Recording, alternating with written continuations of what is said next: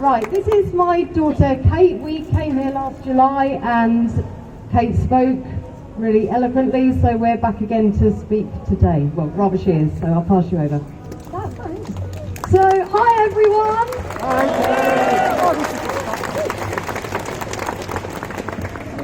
So, this is what my speech is about today really.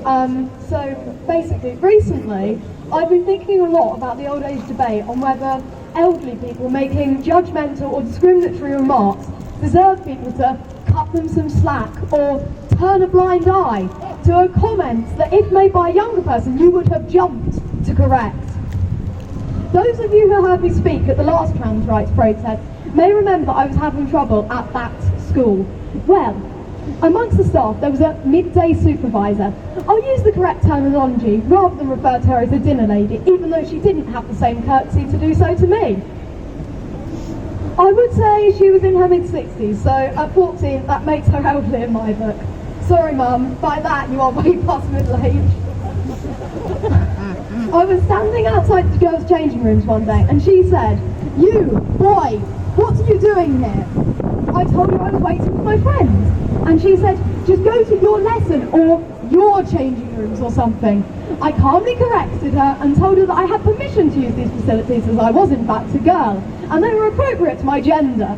Now whether she felt I passed or not, this was not correct for her to assume. And then she huffed and walked off, muttering to herself. This was not the first time she had misgendered me either. So I went and told my teacher, and his first response was that she was old and she didn't understand.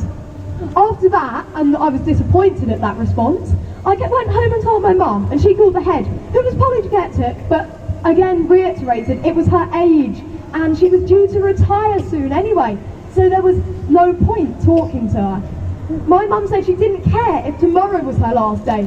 She was representing the school, and if indeed she only had a short time to go, albeit even one day, that day should be spent in diversity training.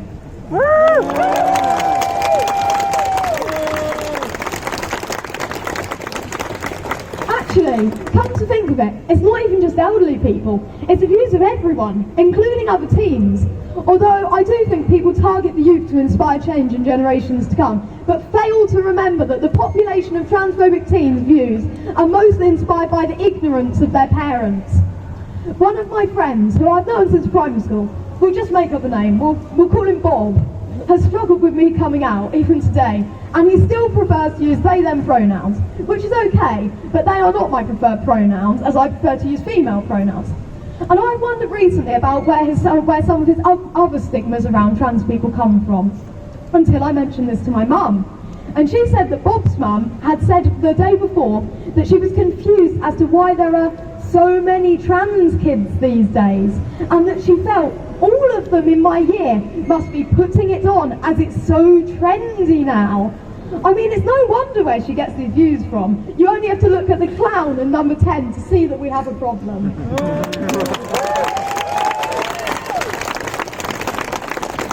Anyway, I digress. The point is that if we focus on educating young people, you're still not tackling the root of the problem. People that grew up in an even worse time for minorities than it is now. So no, maybe it's not their fault.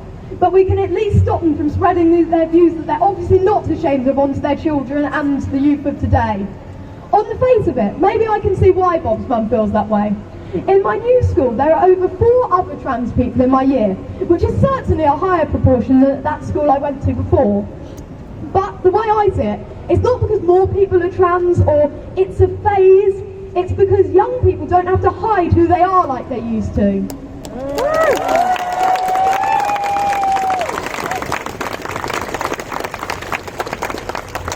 I saw something interesting on social media about left-handed people. Random, I know, but you'll get it in a minute.